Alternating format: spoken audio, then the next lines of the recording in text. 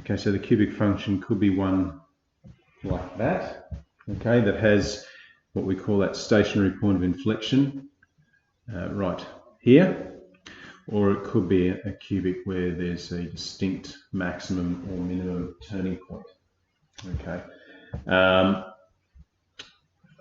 While some cubics actually could be shaped like that, where it has a point of inflection but it's not exactly like that, doesn't have that flat spot, we probably won't really be looking at ones like that. Okay, so let's just take it an example at a time and we'll see what we've got. So a cubic function has a rule of this form here. Okay, so this, when it's written in that form, that is like one of those, if we remember, okay, where we have that stationary point of inflection. These ones can always be written in this form, okay. In this case, because it's like that, our stationary point of inflection will be at the point 2, 2, okay. That's not really important in terms of this particular example, because all we're really looking to do is, from this now, find the value of A. So in order to find this value of A, which is our dilation factor, we just need that an extra point on the curve, and that's given here as 310. So really it's just then a case of matter of substituting our x and y value in here in order to solve for A. So we're going to substitute 310, and so we have 10 equaling A times 3 minus 2 cubed plus 2. So that will give us 8.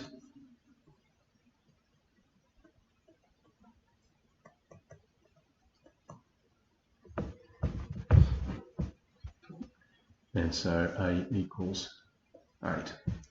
Essentially, what we'll need to do in a lot of these kind of problems where perhaps we're given a graph and we can put in a certain amount of information into a rule, we often have to get to this point where we're finding that dilation factor by substituting another point. Okay, so I guess just backtracking a little bit, when we've given the graph and we know it can be written in this form, okay, what we call power form, where we have that stationary point of inflection, then we use that form. If, on the other hand, it is one like this kind of cubic and it cuts the x-axis at certain points, then we can write it in factored form. And this is an example here where it is written in factored form. Okay, so in this instance, the cubic would cut the graph at +1, -2, and +4. So if we were given a graph and we saw those x-intercepts, we could write it in this form. But we'd need to include this A value, which would be the dilation factor. So conceivably, you could have really lots and lots of different cubic graphs still having those x-intercepts, but kind of stretched out. Okay, so you've got different values.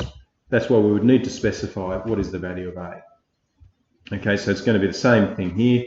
We're going to substitute 5, 16, and we'll enter the rule that's here to solve for A.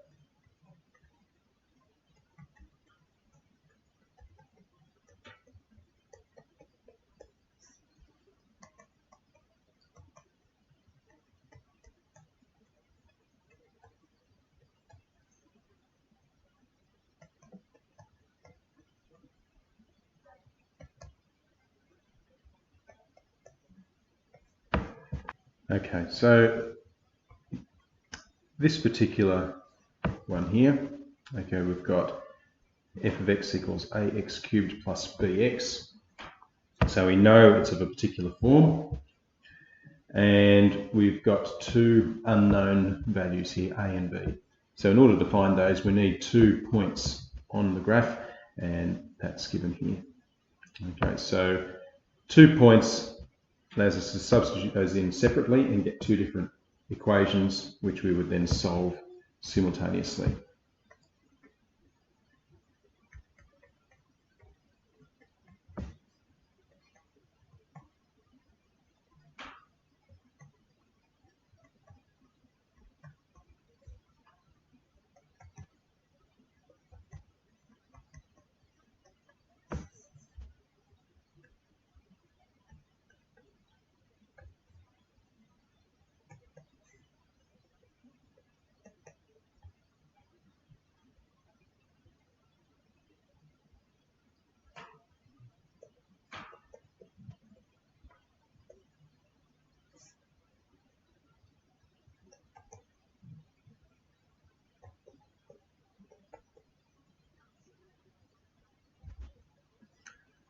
So after substituting that one, we've got 8a plus 2b equals 30. And if we look at that, we can see that there's a common factor throughout there of 2. So if we divide throughout by 2, we'll end up with 4a plus b equals 15, which would allow us to solve those using the elimination method. Okay, so that we could go 1 minus 2.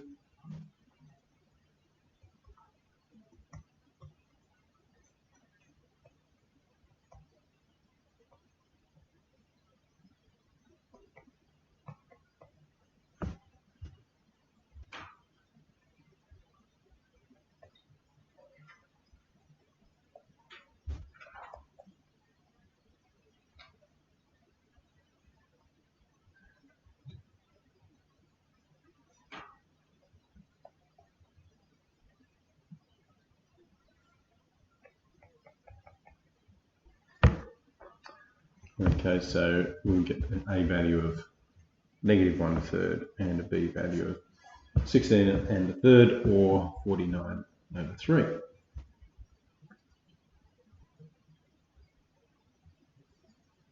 Okay, so then we come to ones where we're given the graph and we need to find the rule for it. Okay, so we can see that the first thing we look at is if we've got some clear, depending on the shape, okay, ones like this, we're looking to see what the x-intercepts are. And so we've got x-intercept there at -1, which means that we would have a factor of x plus 1.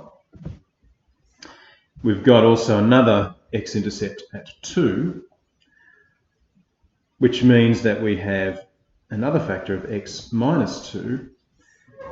But because we've got a turning point on the x-axis, it's what we would call a double root, okay, which means that it's a repeated factor, and so you'd have another factor of x minus 2, so we'll just write x minus 2 squared. So wherever you have a turning point on the x-axis, that corresponds to a repeated factor. Okay, so we've got it in factored form. We just need to then put an a at the front so that we can allow for any kind of particular dilation. So now we solve for a by substituting. Well, assuming it looks like it cuts the y-axis at +2, but we know definitely we have this extra point here at 3, 2, so that's what we'll substitute.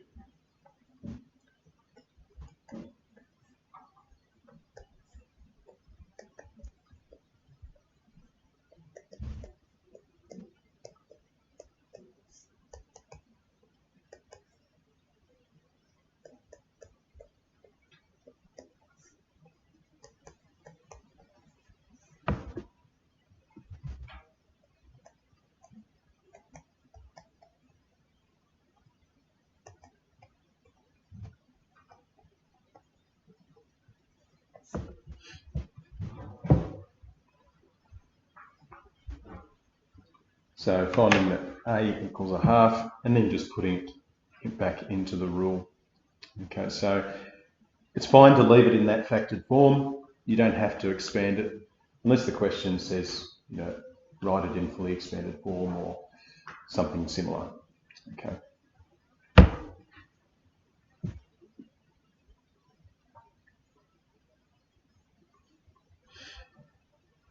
Okay, so this one here, similar idea. Okay, but because the graph has this stationary point of inflection, okay, it doesn't have that clear maximum and minimum, we're going to use it in this form. We've got y equals a x minus h cubed plus k. So that's the form of our cubic. We just need to put in there the relevant values of h and k. And so we can see from this, well, I mean, it's not labelled on the point as being -1, 2, but it's fair to assume in this case that it would be, because of there's no other sort of information except for this point with 1, -2, which will allow us to find a. So given that our stationary point of inflection is at -1, 2, we can write our rule as a outside of x plus 1 cubed plus 2. And then we can sub the point 1, -2 in after that.